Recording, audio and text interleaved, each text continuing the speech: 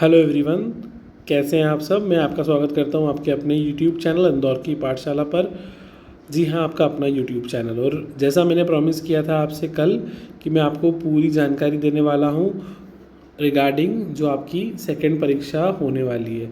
तो द्वितीय परीक्षा के लिए जो भी महत्वपूर्ण सूचना है, एमपी बोर्ड के क्लास 10 हाई स्कूल और क्लास 12 हायर सेकेंडरी के अनुत्तीर्ण विषय का परीक्षा देने अथवा अंक सुधारने के लिए जो एग्ज़ाम दी जा रही है उसके बारे में सारी सूचना।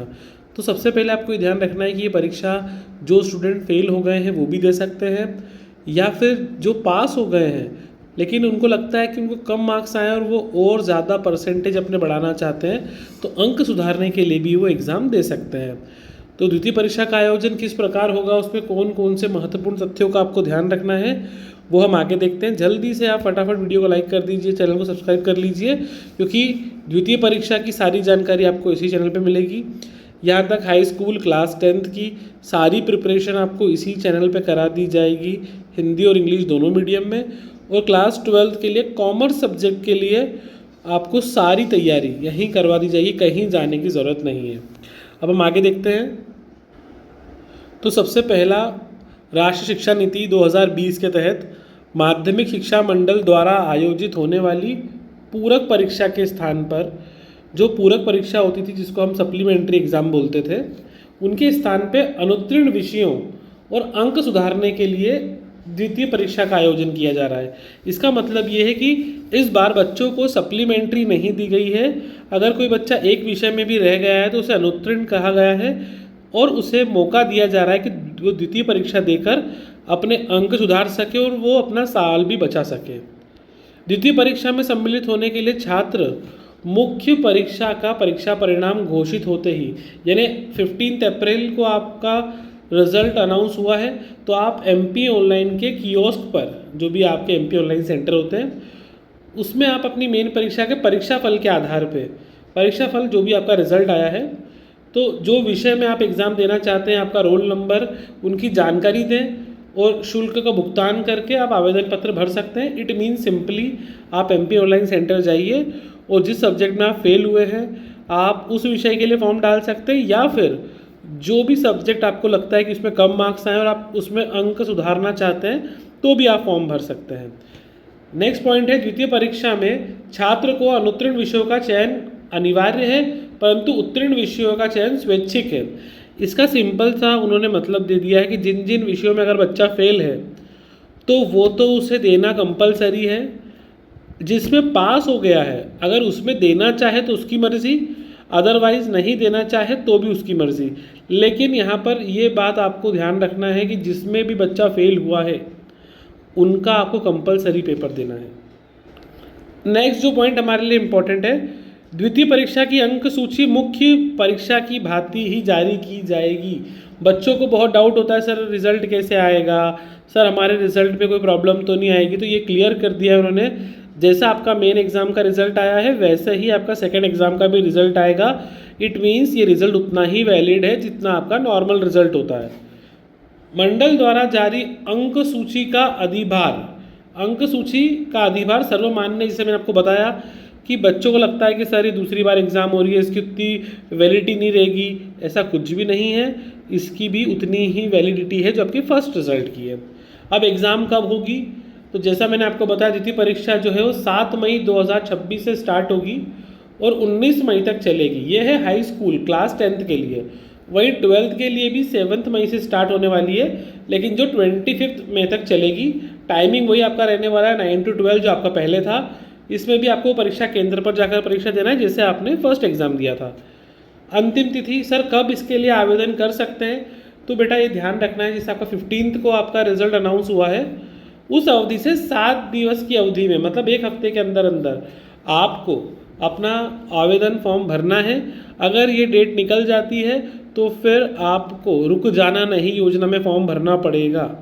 तो इसके लिए जो भी बच्चा द्वितीय परीक्षा देना चाहता है वो कल ही जाकर या आज ही जाकर अपना फॉर्म भर दे ताकि उसे कोई प्रॉब्लम नहीं आए। अब इम्पॉर्टेंट चीज़ कि सर फीस कितनी लगेगी, तो दोस्तों देखिए मैंने mpbsc.nic.in की वेबसाइट ओपन की है अपने फ़ोन में। आप भी अपने फ़ोन में या अपने लैपटॉप पे वेबसाइट ओपन कर सकते हो। जैसे ही आप ओपन करोगे ऐसा इंटरफेस आपके सामने आ जाएगा। इसमें आपको फर्स्ट नंबर पे ही दिख रहा है वर्ष 2026 की हाई स्कूल और हायर सेकेंडरी परीक्षा के आयोजन संबंधित निर्देश। दूसरा, महत्वपूर्ण सूचनाएं कौन कौन सी हैं। तो आप सबसे पहले, जैसे मैं आपको बता रहा हूँ, फर्स्ट लिंक पे क्लिक करते हैं अपन। तो ये आपको इस तरीके के इस पेज पर डाल देता है, जहाँ पर आपको जो इन्फॉर्मेशन दी हुई है वो आप देख सकते हो, आपकी स्क्रीन के सामने है। डेट भी आज की है, मतलब आपके पास 15/4 है, रिजल्ट डिक्लेयर होने की डेट है। आपको high school higher secondary school के लिए पूरी एग्ज़ाम का यहाँ पर आपको करेक्ट नोटिफिकेशन दिया हुआ है। ये काफ़ी 2 पेज का नोटिफिकेशन है। ये मैंने आपको शॉर्ट में पहले ही बता दिया है। आपकी एग्ज़ाम की डेट, वेबसाइट के बारे में सारी इन्फॉर्मेशन, कैसे कैसे आप कब एग्ज़ाम होने वाली है, वो सब बातें यहाँ पर लिखी है। आप इसको आराम से तसल्ली से अपने फ़ोन में निकाल के पढ़ सकते हो। इस सेकंड पॉइंट में जो आपके पास 3.1 पॉइंटर है, ये यहाँ पर सिर्फ ये बात लिखी है कि आप खुद MP ऑनलाइन सेंटर में जाके भी फॉर्म भर सकते हो, या फिर जिस भी स्कूल से, जिस विद्यालय से आपने अपनी 10th की एग्ज़ाम दी थी या 12th की एग्ज़ाम दी थी, या जिस बच्चे ने प्राइवेट फॉर्म भी भरा था वो किस स्कूल से भरा था, वो वहाँ पर जाकर भी भुगतान करके विषयों का अपना फॉर्म भर सकता है। देखिए, इसमें पोर्टल चार्जेस 25 रुपीज़ दिए, लेकिन ये पोर्टल के चार्जेस जो MP ऑनलाइन वाले लेते हैं आपसे, सब्जेक्ट के हिसाब से कितने रुपए लगेंगे वो हम आगे देखेंगे। अब नेक्स्ट आप सामने देख सकते हो, उन्होंने इम्पॉर्टेंट पॉइंट बोला है, शैक्षणिक सत्र प्रथम परीक्षा में पंजीकृत छात्र छात्राएं ही द्वितीय परीक्षा में सम्मिलित हो सकेंगे। इट मीन्स सिंपली, अगर आपने पहली परीक्षा दी है, मतलब जो आपका पेपर फरवरी में हुआ था, अगर वो आपने दिया है तभी आप द्वितीय परीक्षा दे सकते हैं। कोई नया बच्चा सीधे द्वितीय परीक्षा नहीं दे सकता है। ये आपको इम्पोर्टेंट ध्यान रखना है। जो बात मैं आपको बोल रहा था, जो बच्चे उत्तीर्ण हुए हैं वो भी एक या उससे अधिक विषयों में द्वितीय परीक्षा सम्मिलित होने हेतु पात्र हैं, यानी आप फॉर्म भर सकते हैं। अब ऐसे ही अगर आप स्क्रॉल डाउन करते जाएंगे, एक पेज आप पढ़ लेना चाहो तो मेन आ जाता हूँ मैं, आपको कितने रुपए लगेंगे तो वो आपके सामने है। एक विषय, जिस बच्चे को एक विषय की एग्ज़ाम देना है, चाहे वो एक विषय में फेल हुआ हो या वो चाहता है कि उसको अच्छे मार्क्स मिले, तो एक विषय के लिए आपको 500 रुपीज़ पे करना है। 2 विषय में एग्ज़ाम देने के लिए 1000 रुपये, 3 या 4 विषय में कोई बच्चा रह गया है तो उसको 1500 रुपये, और 4 से अधिक विषयों में रह गया है तो 2000 रुपये आपको जमा करना है। इसका मतलब ये हम बोल सकते हैं कि बच्चा कितने भी विषयों में मतलब द्वितीय परीक्षा दे सकता है। अगर आपको एक सब्जेक्ट में डाउट हो, 2 में, 3 में, 4 में, तो भी आप दे सकते हो। और किसी बच्चे को पूरे 6 विषय की देना है तो वो भी दे सकता है 2000 रुपये जमा करके। तो यहाँ से बहुत से बच्चों का डाउट क्लियर हो गया होगा।